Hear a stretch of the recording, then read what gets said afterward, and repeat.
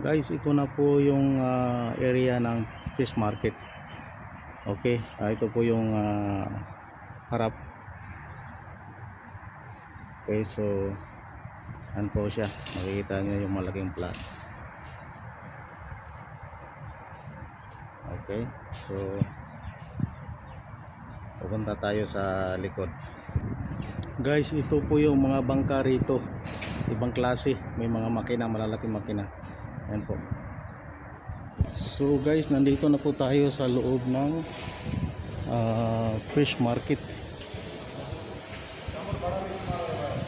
So ngayon iba na talaga yung fish market rito, hindi katulad dati.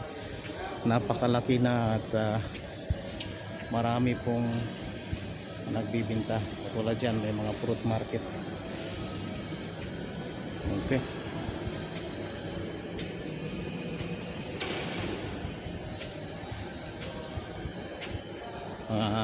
gulay at saka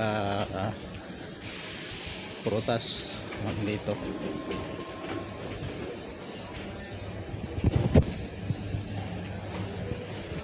Dost, kyali dost, pura fresh ha. So ito po yun guys, lugar.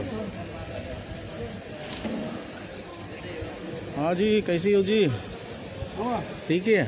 अरे वाह, किधर का? India,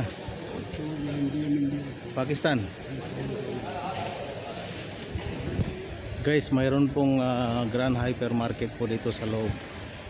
Okay, so ito po dito ay puro lang gulay. Siguro yung nagbibinta na ng isda na sa kabila, hahanapin natin. Okay guys, hanggang dito lang po at maraming salamat ulit.